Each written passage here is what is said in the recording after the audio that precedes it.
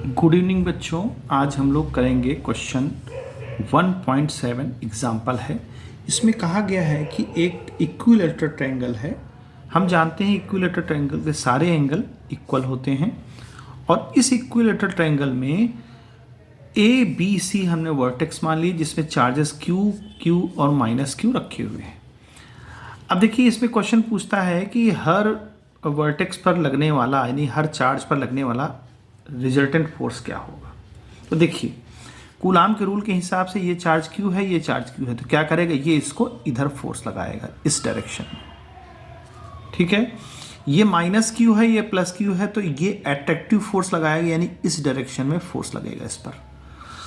अब यहां पर देखिए तीनों की साइड हमने एल मान ली, क्योंकि इक्विलेटरल ट्रायंगल में साइड इक्वल होती है।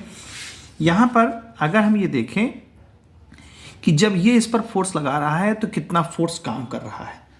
अगर इस पर हम ये मान लें कि ये हमारे पास इधर फोर्स लगा रहा है, उसको हम मान लें F1 या आप ऐसे मान सकते हो ये 1 है, ये FAB ऐसे कर लो, FAB A पर B की वजह से इधर।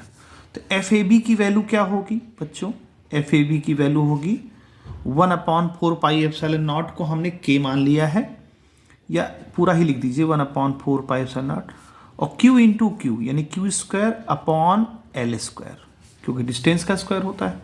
इसी तरह ये इस पर अट्रैक्टिव फोर्स लगाएगा, तो इसका क्या बनेगा, इसको हम FAC मान लें ये वाले फोर्स को, तो क्या लिख सकते हैं FAC इज इक्वल टू 1/4πε0, दोनों चार्जेस Q और Q हैं तो Q² L²। अब ये देखिए दोनों सेम फोर्स हैं, और दोनों सेम फोर्स हैं तो रूल के हिसाब से इसका रिजल्टेंट जो आएगा वो बिल्कुल बीच में आएगा, बिल्कुल बाइसेक्टर एंगल पर आएगा। अब हम मान लें कि इन दोनों का रिजल्टेंट F1 आ रहा है, तो F1 सॉल्व कर लें। F1 कैसे सॉल्व करेंगे, तो देखिए F1 इज इक्वल टू क्या हो जाएगा, आपने फार्मूला पढ़ा है FAB का स्क्वायर FAB का। अच्छा देखिए एक बात और समझ लीजिए, दोनों फोर्स सेम है तो इनको F मान लें, हम थोड़ी देर के लिए F मान लें, बार बार चूंकि हमको FAB और FAC लिखना पड़ेगा तो इसको F मान लें।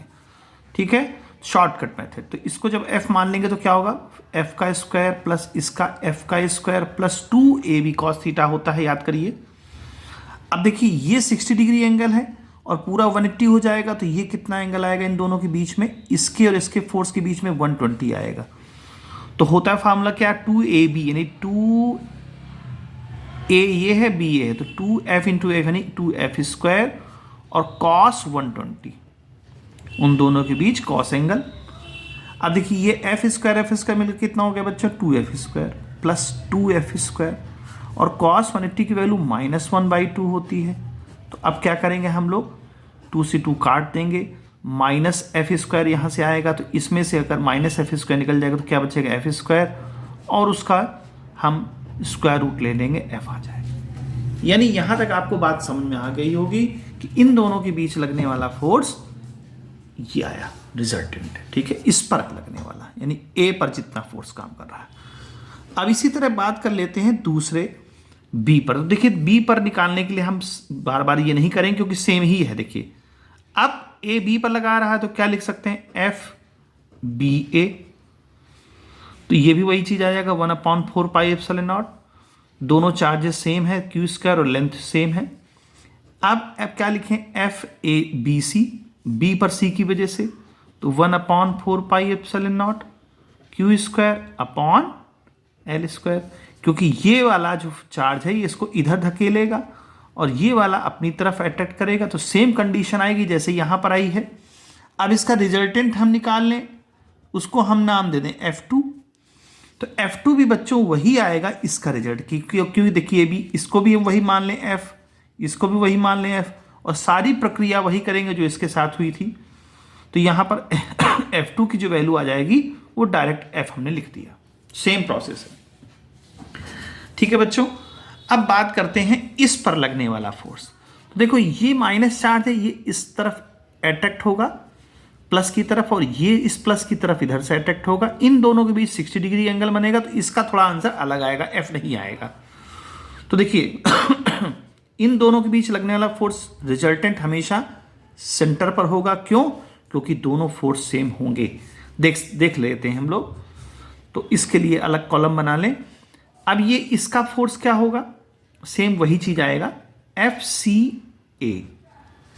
तो 1/4 pi epsilon naught Q into Q यानी Q square by L square, और एफ सी बी ये भी वही चीज आ जाएगी 1/4 पाई एप्सिलॉन नॉट और Q square upon L square. ये हम लोग बार बार कर चुके हैं।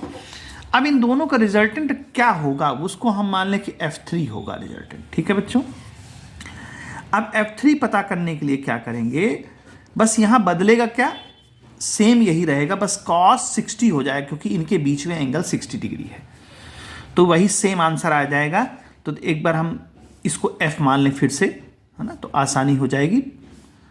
एफ स्क्वायर प्लस 2ab होता है, तो फिर ये एफ स्क्वायर और cos 60 डिग्री। अब हम जानते हैं cos 60 डिग्री की वैल्यू 1/2 होती है, तो 1/2 जब इसके निकल आएगा तो एफ स्क्वायर ये बचेगा, 2 से 2 यहाँ कैंसिल हो जाएगा, तो सीधे हम लिखते हैं एफ स्क्वायर, तो 3 हो जाएंगे 3f स्क्वायर, और जब इसको आप बाहर निकालोगे तो क्या आ जाएगा f√3। ठीक है, अब इसमें आप डायरेक्शन भी लिख लें। देखिए पहले F1 हमने लिखा, F1 कितना आया था हमारा F। अब इसकी डायरेक्शन क्या है, देखिए बच्चों इसकी डायरेक्शन क्या है, तो देखो अगर इसको हम पैरेलल लेके चलें तो इसकी डायरेक्शन हमारी ये बनेगी, यानी BC डायरेक्शन होगी, अलोंग BC। अगर इसको हम पैरेलल लेके चलें तो अलोंग BC डायरेक्शन होगी, तो ये क्या आ जाएगा, अलोंग BC। ठीक है, F2 के लिए हम फिर पैरेलल इसको थोड़ा सा खिसकाएं और यहां तक ले जाएं, तो देखें इसकी डायरेक्शन क्या होगी, AC, क्योंकि यहां तो कुछ है नहीं, तो डायरेक्शन के लिए हमें सबसे बेहतर तरीका ये होता है, आपने वेक्टर में पढ़ा होगा क्लास 11th में, वहीं से हम इसको कर सकते हैं। तो ये जो F2F आया है ये किस तरफ हो जाएगा बच्चों, अलोंग AC। ठीक है, अब तीसरी बात आ गई हमारा F3 ये वाला। तो देखो ये वाला क्या है कि ये भी सेम है, ये भी सेम है, तो हमने आपको बताया था सेम फोर्स होते हैं तो उनके बीच में जो उसके एंगल का बाइसेक्टर होता है उसी तरफ होगा। लेकिन इसको हम डायरेक्शन क्या देंगे, इसको डायरेक्शन देंगे परपेंडिकुलर टू AB, है ना, परपेंडिकुलर टू AB। ये जो फोर्स काम कर रहा है F√3, ये क्या आ जाएगा, परपेंडिकुलर टू AB सॉरी। ठीक है, हमारा यहां तक काम खत्म हो गया, हमको यही पूछा गया था। लेकिन अब इसमें एक बात और निकल के आती है तो कि ये तीनों का जो आया है अलग अलग, क्या ये तीनों का रिजल्टेंट क्या होगा, अगर ये चीज पूछ ली जाए तो देखो बच्चों, अगर हम इसको इस इधर खिसका करके इधर देखें डायरेक्शन, तो इसकी डायरेक्शन क्या दिखा सामने आपको समझ में आएगी, इसकी डायरेक्शन आएगी कि ये फोर्स जो है, इसको एक पूरा मान लें कि बॉडी है ना, इस बॉडी पर फोर्स क्या लग रहा है, इधर लग रहा है। इसको अलग से हम बना लें, ये इस C पर नीचे की तरफ एक फोर्स काम कर रहा है F3। ठीक है, और जो ये वाला F1 है वो किस डायरेक्शन में, FC, तो FC की डायरेक्शन क्या होगी, सॉरी BC की डायरेक्शन क्या होगी, क्योंकि ये वाला फोर्स BC के डायरेक्शन में चल रहा है ना, तो BC की डायरेक्शन क्या होगी, इस डायरेक्शन में। और ये F2 फोर्स किस डायरेक्शन में चलेगा, AC की डायरेक्शन है, AC की डायरेक्शन हमारी ऐसे है, ये हो गई हमारी F1 और ये हो गई F2। तो अगर हम इसका रिजल्टेंट देखें, यहां से थोड़ा सा डायग्राम गड़बड़ हो गया है, अगर हम इसका डायरेक्शन देखें तो इसका डायरेक्शन क्या है, F1, देखो अभी डायरेक्शन नहीं पता कर पाएंगे, अभी हम F1 और F2 का रिजल्टेंट पता करेंगे। देखो भाई इस एक पॉइंट पर, ये एक बॉडी पर हमारे 3 फोर्स काम कर रहे हैं, F1, F2 और F3, तो हमने बना लिया F1, F2, F3। लेकिन अब हम इसका रिजल्टेंट कैसे फाइंड करें, तो हमें पहले F1 और F2 का रिजल्टेंट फाइंड करना पड़ेगा, और वो दोनों आएगा बिल्कुल इसके बीच में। क्यों, क्योंकि दोनों फोर्स इक्वल है। देखिए F1 भी F है और F2 भी F है। ठीक है, तो इन दोनों के बीच में एंगल कितना बनेगा, तो वो एंगल बनेगा 60 डिग्री। अब कैसे बनेगा 60 डिग्री, तो देखिए भाई यहाँ पर अगर हम देखें तो ये हमारा ऐसे पिक्चर थी, यहाँ पर ये ऐसे पिक्चर थी, हमने तो उसको बनाया है। ये कितना था 120, ठीक है, ये सॉरी ये 60 था और ये 60 है, तो ये कितना होगा, ये भी 60 होगा क्योंकि वर्टिकली अपोजिट एंगल हो जाएगा ना, तो इसलिए हम इसको 60 कह सकते हैं। अब देखिए ये तो आपको समझ में आ गया 60 कैसे बना।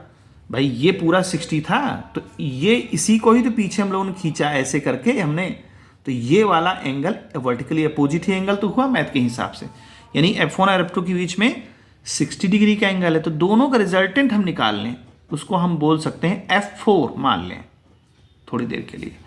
तो अंडर रूट वही कहानी, ये इसका रिजल्टेंट F था तो F स्क्वायर, फिर उस दूसरे वाले का भी रिजल्टेंट F स्क्वायर, और 2AB होता है फार्मूले में, तो 2F स्क्वायर, और cos 60, तो cos 60 की वैल्यू सीधे लिख दे रहे हैं 1/2, ठीक है।